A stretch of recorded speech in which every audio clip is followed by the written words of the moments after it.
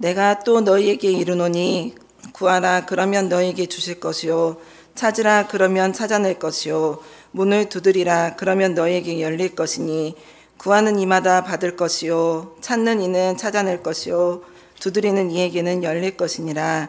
너희 중에 아버지 된 자로서 누가 아들이 생선해 달라 하는데 생선 대신에 뱀을 주며 알을 달라 하는데 정갈을 주겠느냐.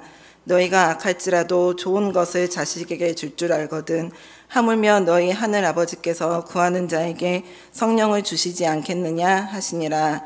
아멘. 오늘 말씀 제목 한번 봐보실까요? 성령으로 충만한 교회. 아멘. 혹시 지금 4주째가 됐는데요, 첫째 주 말씀 제목을 아신가요? 4주간 나눴는데, 복 있는 사람과 복이 없는 사람, 복 받은 사람과 복을 받지 못한 사람, 이렇게 말씀을 나눴고요. 두 번째는 말씀으로 새롭게 되는 교회. 그 다음은 너희는 이렇게 기도하라. 그 다음에 오늘은 성령으로 충만한 교회. 어쨌든 이 말씀들을 잘 기억하고요. 표호에 관계된 말씀을 쭉 지금 점검하고 있습니다. 표호 자체가 2025년도 여러분 잘 기억나고요. 그 표호대로 되어질 수 있기를 바랍니다. 말씀, 기도, 그 다음에 성령이다 합니다. 말씀보다 앞서지 않았으면 좋겠고요. 그리고 꼭 기도로 시작되어졌으면 좋겠습니다. 그래서 성령의 은혜가 갑절로 하나님의 몸된 교회 가운데 넘쳐날 수 있기를 바랍니다. 명절 때마다 연락 온 중학교 동창 집사님이 있습니다. 그런데 그 집사님이 저에게 뭐라고 하냐면요, 명절 오는 것이 두렵답니다. 왜 그러냐고 물어보니까 종교적인 갈등 때문에 그런데요. 자기는 이제 집사 된 지가 3년차 됐는데, 3년차 됐기 때문에 이제 신앙이 무엇인가를 잘 배워나가고 있는데, 믿지 않는 시댁에 가다 보면 항상 갈등이 생겨난다 합니다. 혹시 우리 사랑하는 성도들 가운데도 그런 경험을 하고 또 그런 아픔이 있는 가정들이 있는가 한번 잘 살펴서요, 어떻게 시련이 잘 극복해 나가는 그런 귀한 은혜가 우리 가운데 있어졌으면 좋겠습니다. 이 증거의 고민은 그것입니다. 다른 것 아니라 종교적인 갈등이었습니다. 이번 같은 거 예배를 드리고 갈 수 있나요, 없나요? 서울인데. 충분히 예배를 드리고 내려올 수 있겠잖아요. 그런데 시는 연휴가 기니까 와서 좀 시어머니 하시는 말씀은 내려와서 어떻게 쉬래요?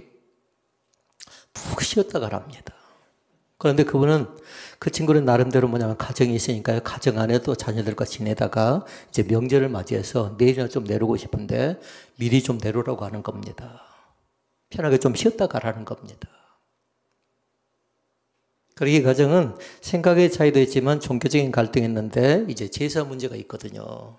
지금 그래도 제사를 거의 다 지내지 않으니까 조금 더 낫습니다만, 이 가정은 제사를 지내기 때문에 와서 제사 준비, 음식 준비도 좀 하면서 그렇게 해주기를 바랍니다. 그러니까 도무지 그 자체가 이해가 되지 않고 또 그 자체가 부담이 되니까 하기 싫다라는 겁니다. 그래서 제가 그렇게 얘기했습니다. 3년 차면 이제 조금 집사 된 지 몇 년 차가 됐으니까 이제 조금은 교회에 대해서 알겠다라고 얘기하면서 그렇게 했습니다. 두 가지를 물어봤습니다. 하나는 뭐냐면 성령에 대해서 아냐고 물었습니다. 여러분 아십니까? 잘 몰라요? 성령에 대해서 아십니까? 아멘. 몰라요? 성령 하나님에 대해서 우리는 알고 있는 사람들이에요. 그러면서 물었습니다. 성령 충만에 대해서 아냐고 물어보니까 이 두 가지를 듣긴 들었는데 제대로 뜻을 잘 알지 못하겠다고 합니다. 그래서 그 뜻을 설명하면서요, 다행히 오늘 말씀과 연결되어져서 성령이 무엇인가에 대해서 같이 말씀을 나눴고, 그 다음에 성령 충만이 무엇인가에 대해서 짧지만 같이 말씀을 나눈 적이 있습니다. 그러면서 얘기했습니다. 어려울 때 해야 될 것이 있는데 그래서 기도한다라고. 어려울 때 해야 되는 것이 있는데 그래서 찬송한다라고. 어려울 때 해야 될 것이 있는데 그래서 말씀 앞으로 나와야 된다라고. 믿습니까? 그러니까 기도하고, 그러니까 찬송하고, 그러니까 말씀 보라는 겁니다. 성도들 어렵습니다. 그러면 사람들이 얘기합니다. 목사님한테 누가 얘기했냐요. 그런데 누군가 얘기하지 않아도요, 또 대충은 알 것 같더라. 아, 저 가정 어려움 속에 빠져 있구나. 자녀의 관계인가, 그전 부부간의 문제인가, 경제적인 문제인가, 사람과의 관계인가 쭉 점검해 볼 때요, 틀림없이 각자 가지고 있는 아픔들이 있겠잖아요. 근데 사람은 주기적으로 찾아올 가능성이 있습니다. 1년에 여러분 과연 그 고통을, 그 어려움을 몇 번 겪습니까? 어떤 사람은 좀 자주 겪는 사람이 있고요. 어떤 사람은 자주 겪지 않고 어떻게 극복하려고 애를 쓴 사람이 있고요. 한 번 어려움이 찾아오면 그 데미지가 굉장히 길게 가는 사람이 있고요. 짧게 극복한 사람이 있는데 꼭 기억할 건 뭐냐면 그래서 기도하는 겁니다. 그래서 찬양하는 거라고요. 그래서 말씀 앞으로 나가는 거라고요.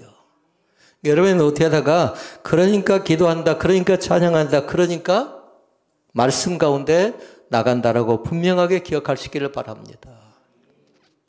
그러니까 그 친구들 제가 그 두 가지 얘기했습니다. 성령에 대해서 설명을 하고 성령 충만에 대해서 설명하면서 그것을 꼭 얘기했어요. 그래서 그러니까 그래서 기도하고 그래서 찬양하고 그래서 말씀 본다라고. 아마 내려왔을 것 같아요. 내려왔을 것 같다고요. 그래서 가정 예배 이 부분을 출력을 해서요. 이 부분 자체를 제가 미리 톡으로 보내주었습니다. 아마 시어머니하고 전에는 좀 서운하고 미웠을지 몰라도요. 이제는 조곤조곤 같이 살펴보면서 읽으라고 했거든요. 제가. 잘 못 알아들을지 몰라도 하나하나 읽어내라고 했거든요. 아마 읽어낼 것 같아요. 혹여라도 오늘 유튜브에 참여하고 있을지도 모르겠습니다. 성령에 관계된 얘기를 물어보니까 사람들은 두 가지의 이무가 있어요. 이무. 우리도 혹여라도 그런 대사를 하니까 잘 보라고요. 첫 번째 무는 뭐냐면요. 성령에 대해서 무지하다라는 겁니다. 성령에 대해서.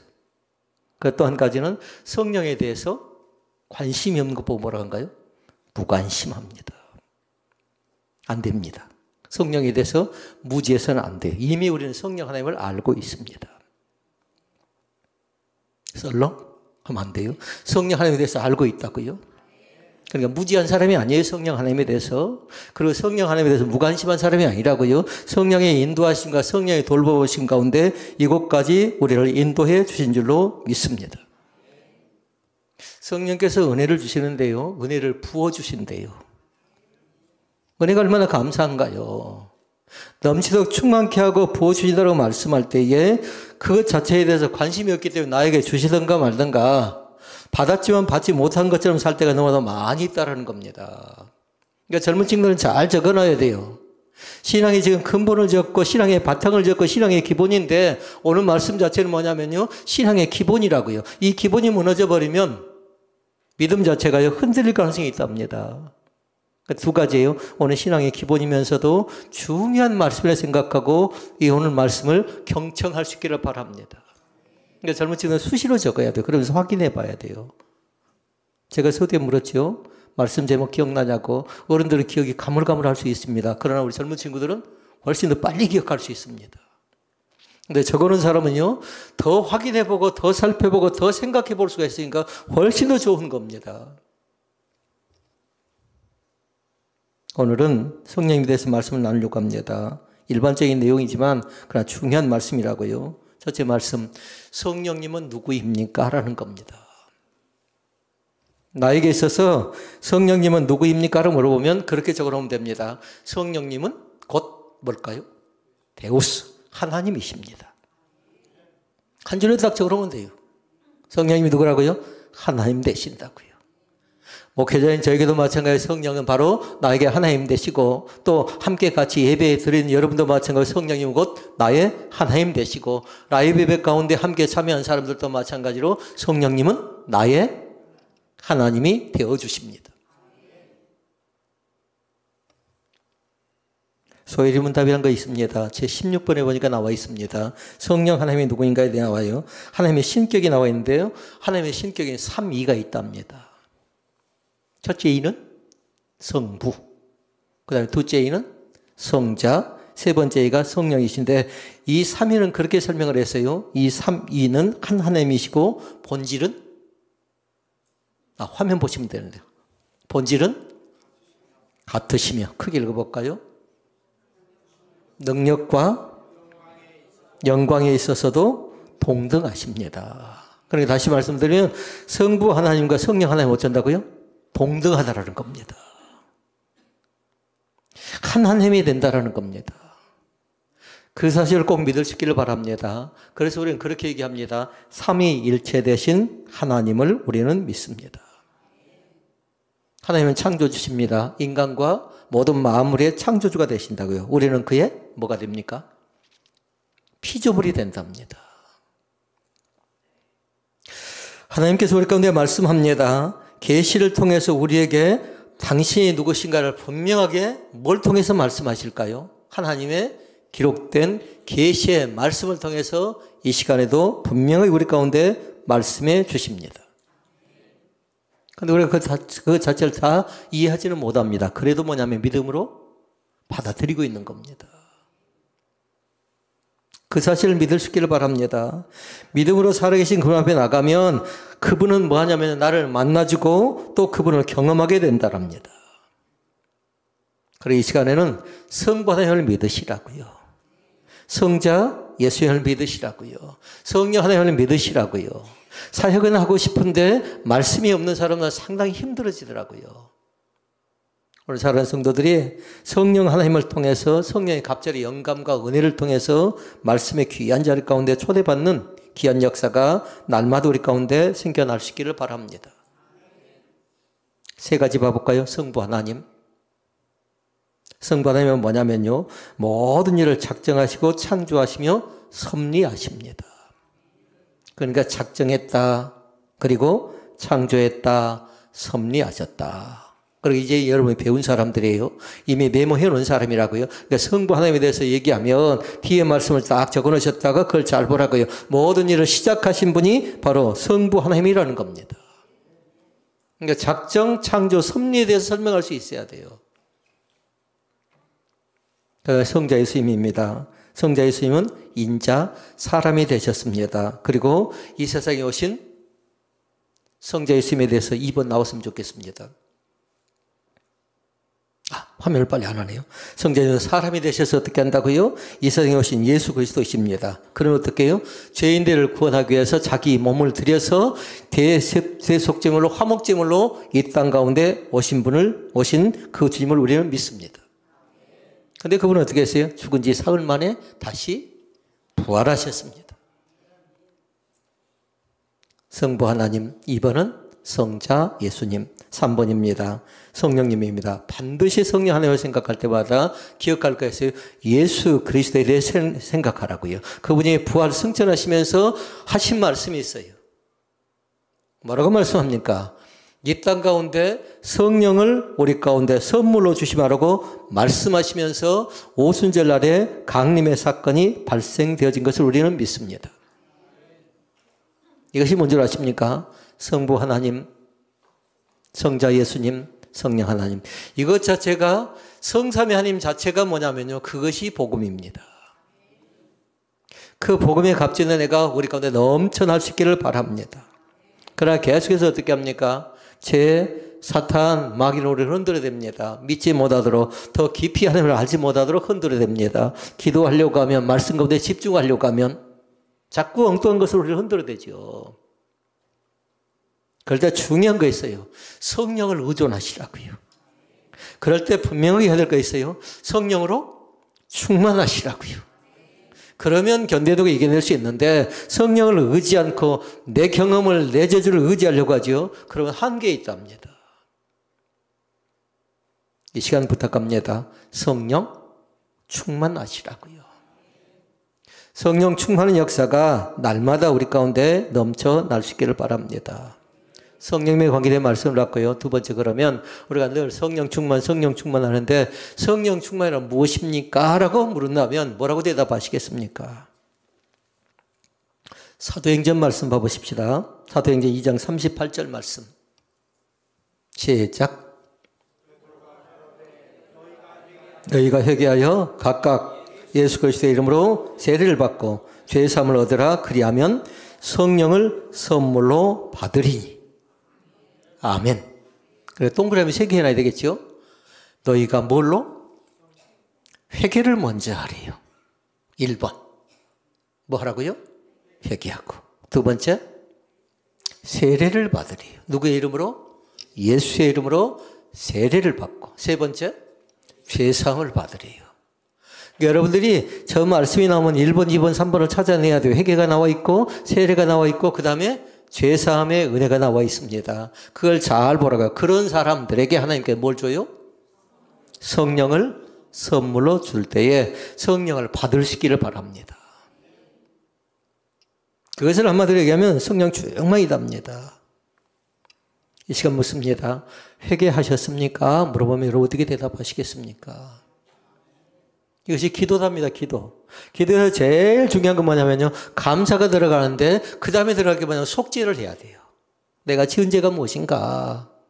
내가 고질적으로 병폐 가운데 빠졌던 가운데 내가 짓고 있는 죄가 무엇인가를 잘 살펴봤어요. 그 죄 자체를 철저하게 회개하는 겁니다. 그런데 죄의 문제가 가로막고 있죠. 그러면 기도 응답을 기대해서는 안 된답니다.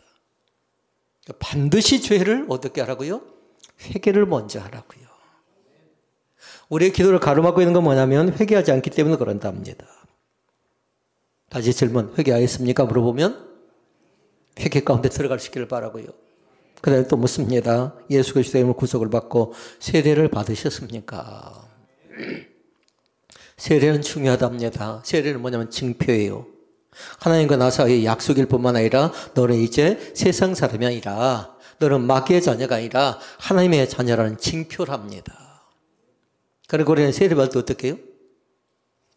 서약하는 겁니다. 이 서약 자체는 뭐냐면요. 하나님 앞에 손을 들고 서약하는 거지만 회중이 보고 있잖아요. 이 회중 앞에서 서약하는 것이니까 이것 자체를 배반, 배신은 합당치 않습니다. 하나님이 기뻐하지 않습니다. 이 가운데는 거의 다가 세례를 받은 사람들이고 또 봄에 세례를 받아야 될 사람들도 있습니다. 또 묻습니다.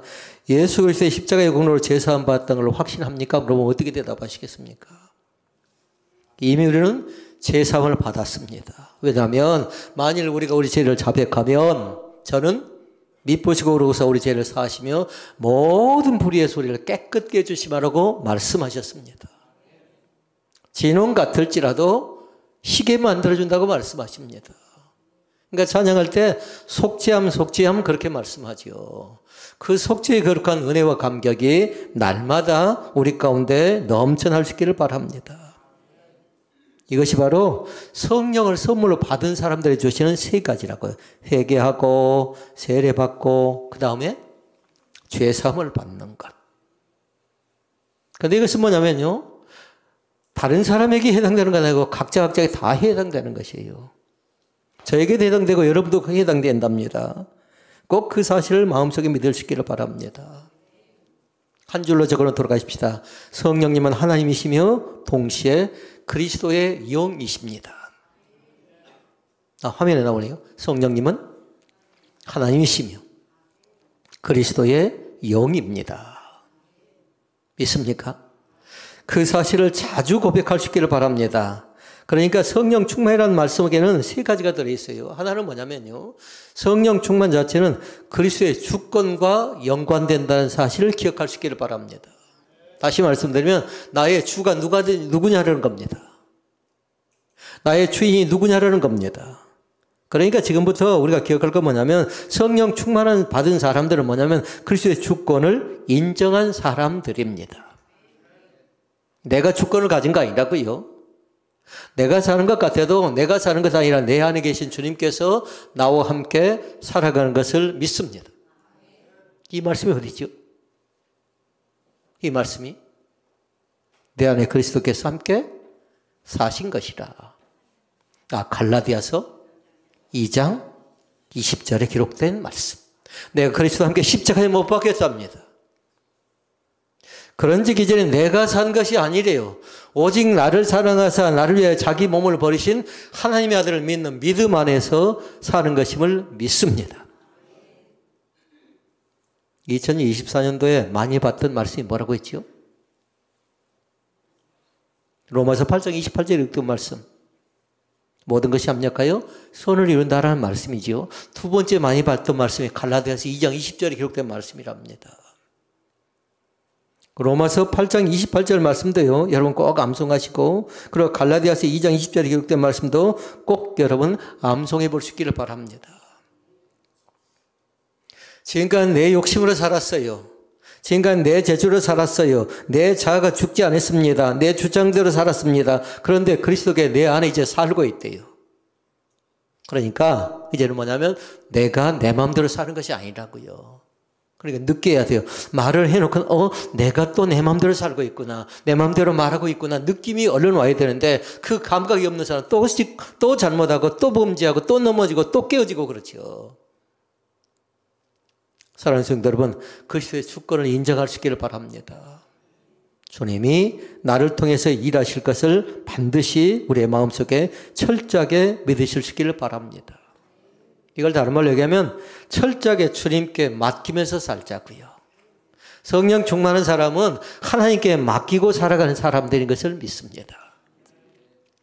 그 다음에 두 번째 나옵니다. 성령 충만은 뭐냐면요, 그리스도의 성품과 예수 그리스도의 성품과 관련이 있답니다. 두 가지를 찾아내야 돼요. 신약 성경 가운데 예수의 성품과 중요한 성품이 나와요. 두 가지. 무엇일까요? 말하고 싶은데 말하는 사람이 있네요. 온유와 겸손이답니다. 예수의 성품이에요. 그런데 성령 충만하지요? 그리스도의 성품을 닮아간다고요. 온유해져 간다고요. 그리고 겸손해져 간답니다. 그러니까 성령 충만은 떠들썩하나 복잡한 것이 아니에요. 사람이 바꿔져 버렸어요. 좀 난폭했던 사람이 좀 거칠었던 사람이 온유와 겸손의 성품으로 바꿔져 버렸다고요. 그리고 또 주어진 말씀이 있습니다. 갈라디아서 5장 22절 24절 말씀 알지요? 그 열매를 맺게 돼요. 아시겠지요? 무슨 열매인지는. 끝에까지 다 가기 좀 어려울지 몰라요. 갈라디아서 5장 22절 24절 말씀 보니까 그렇게 얘기합니다. 오직 성령의 열매는, 그러면서 얘기합니다. 육체와 정욕을 십자가에 못 박았느니라 했어요. 가운데는 9가지 열매가 나왔어요. 사랑과 희락과 평과 오래 참음과 자비와 양선과 충성과 온유와 절제다. 아멘. 그러니까 사랑과 절제의 마지막 열매를 꼭 기억하고요. 중간 것도 소홀히 여기지 않기를 원합니다. 그러니까 성령 충만한 사람은 예수의 성품인 온유와 겸손도 받고, 그 다음에 사도 바울이 얘기했던 갈라디아서 5장 22절로 24절에 이르던 성령의 열매 가운데 충실하답니다.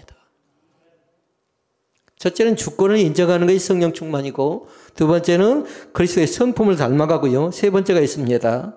성령 충만은 그리스도의 사역과 관계된답니다. 다시 말씀드리면 사역을 하는 사람, 사역을 한 자로 얘기하면 뭔가요? 일이죠. 예수 그리스도의 일을 하는 사람은 뭐냐면 반드시 성령 충만하랍니다.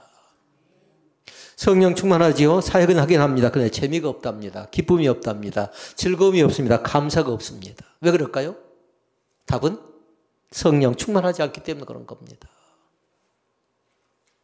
그래서 사역을 하고 싶은 사람들은, 사역을 하고 있는 사람들은 뭐 하라고요? 성령의 충만한 가운데 집중하라고요. 스데반 집사가 나옵니다. 사도행전 7장 55절 말씀해 보니까요. 스데반이 나옵니다. 읽어볼까요?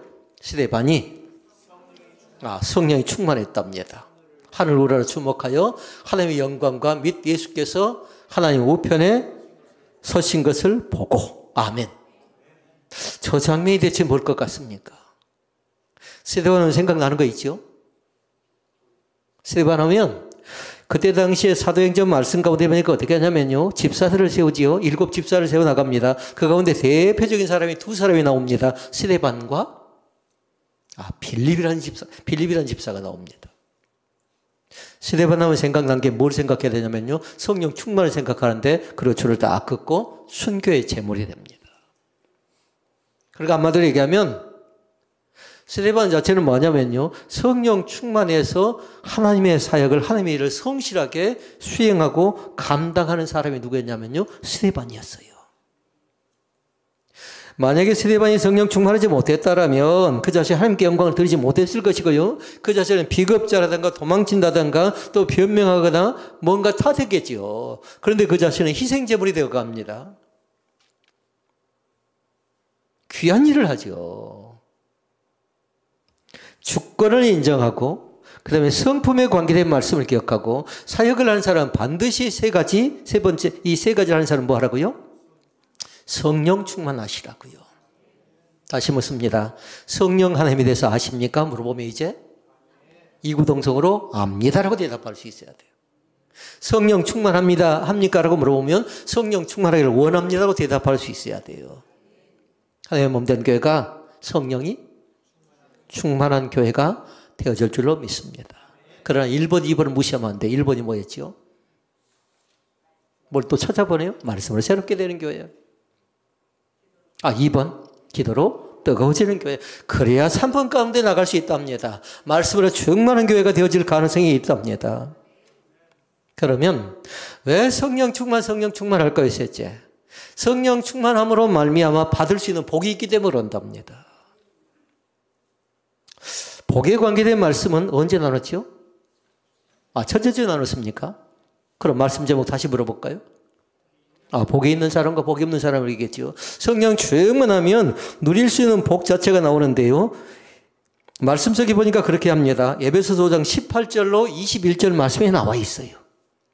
집에 가셔서요, 노트에 기록한 사람은 그 말씀을 쭉 적어봤으면 좋겠어요. 그리고 만약에 저거 안 되면요, 핵심되는 말씀만 찾아내시라고요. 에베소서 5장 18절로 21절 말씀 속에 보니까 세 가지 축복을 소개하고 있는데요. 이 말씀들이 나 자신이 어느 정도 성령 충만함 가운데 지금 있는가 측정할 수 하나의 기준점이 되어져 갑니다. 1번은 18절에 19절 나왔는데 한번 읽어볼까요? 술 취하지 말라. 이런 방탕한 것이니 오직 성령의 충만을 받으라. 여기까지 우리 알았습니다. 그 다음에 시와 찬미와 신령한 노래들로 서로 화답하며 너희의 마음으로 주께 노래하며 찬송하며. 아멘. 한마디로 얘기하면 그렇게 얘기합니다. 기쁨이 있대요. 성령 충만하면. 아멘. 그래서 성령 충만의 복 가운데 뭔가 누리고 뭔가 권세가 있고 뭔가 자리 가운데 포지션이 넓어져 가는 것 아니라 내 마음속에 기쁨이 넘쳐나죠? 그러면 뭐 한다고요? 성령 충만하다는 겁니다. 성령 충만한 사람들에게 나타나는 가장 1차적으로 두드러진 모습입니다. 성령 충만하면 기쁨이 있죠? 그러면 그 뒤에 따라온 것이 뭔 줄 아십니까? 그 뒤에 따라온 것이 찬미와 신령한 노래들로 뭐 한대요? 서로 화답한대요. 성령 충만하지요? 기쁘면 마음속에 기쁨이 넘쳐나죠. 그럼 노래가 절로 나온답니다. 기쁨이 넘쳐나지요? 절로라는 표현은 꼭 불교적인 용어 같은 거 그거 사용하지 않을게요. 반드시 어떻게 한다고요? 찬송이 넘쳐난답니다. 마음속에 기쁨이 있게 되면요. 때와 장소를 가지 못한답니다. 화장실을 갔는데 찬송 소리가 나오면 왜 그럴까요? 기쁨이 있기 때문에 그런 겁니다. 더 넓게 얘기하면 뭐 한다고요? 성령 충만 받았기 때문에 그런 겁니다. 사람이 있는지도 없는지도 모를 정도입니다. 기쁨이 넘쳐난다고요. 일은 잘 되어져 가지 않습니다. 뭔가 일은 더 복잡하고 꼬여져 갑니다. 그래서 아까 말씀드렸습니다. 그럴 때일수록 뭐 하라고요? 그래서 기도하고, 그래서 찬양하고, 그래서 말씀 앞에, 그래서 예배 가운데 충실하게 나아가는 겁니다. 오늘 그 말씀이 이해가 되어졌으면 좋겠습니다. 두 번째 말씀이 나옵니다. 기쁨이 있다면 그 다음에 두 번째는 뭐냐면 범사에 우리 주 예수 그리스도의 하나님 아버지께 감사하며 라고 얘기했어요. 그러니까 두 번째는 뭐라는 거예요? 성령 충만함에 나타나는 복 가운데 두 번째는 감사답니다. 감사. 우리 사랑하는 성도들이 2025년도에 감사의 제물 될 수 있기를 바랍니다. 그런데 성경은 그렇게 얘기했어요. 범사에 감사하라. 범사는 뭐예요? 매사에. 범사는 뭐라고요? 순간순간이라고요. 범사가 뭐라고요? 시간이라고요. 범사가 뭐라고요? 날마다라고요. 기분과 감정과 상황 따라가 아니라고요. 우리가 얼마든지 범사에 감사할 수가 있습니다. 그런데 뭐냐면요, 단시간에 쉽게 범사에 감사할 수 있던가요? 절대 그렇지 않습니다. 마음속에 고민되고 마음속에 걱정되고 마음속에 염려되는 거 극복하고 나면 그때 비로소 범사에 감사가 되는데요. 그러지 못할 때는 어쩝니까? 계속 원망불평이죠. 일순간에 감사가 되지 않는답니다. 그런데 대상을 잘 알라고요. 범사에 우리 주 예수 그리스도의 하나님, 아버지 하나님께 감사하며라고 얘기했습니다. 여러분 보십시오. 하반절에 나와 있잖아요. 하나님 아버지께 감사하면 끝나지 않나요? 설명을 복잡하게 해놨어요. 뭐라고 해놨지요? 우리 주 예수 그리스도의 이름으로 하나님 아버지께 감사하라 이렇게 얘기했습니다. 우리 주 예수 그리스도가 누군가를 알아야 되겠잖아요. 세자로. 감사해야 될 것 가운데 그 은혜에 대한 감사를 먼저 하라는 겁니다. 구원자답니다. 구원의 은혜에 대한 감사를 놓쳐버리지 말라는 겁니다. 먹을 것 주셔서 감사도 하지만, 나를 주셔서 감사하기도 하지만, 햇빛을 주셔서 감사하기도 하지만, 나를 구원해주고 나를 받아주고 죄인 된 나를 하나님의 자녀 삼아준 것을 감사하는 귀한 축복의 역사가 우리 가운데 넘쳐날 수 있기를 바랍니다. 그러니까 구원의 은혜는 모든 기쁨과 감사의 원체이라는 사실을 믿습니다. 구원받고 은혜 받아서 감사합니다. 이제 감사하시겠지요? 아까 1번이 뭐였죠? 기쁨. 2번은 감사. 3번이 있답니다. 피차 사랑하고 봉사하게 된답니다. 말씀은 그렇게 얘기합니다. 그리스도를 경외함으로 피차 복종하라 이렇게 얘기합니다. 피차 복종하래요. 피차.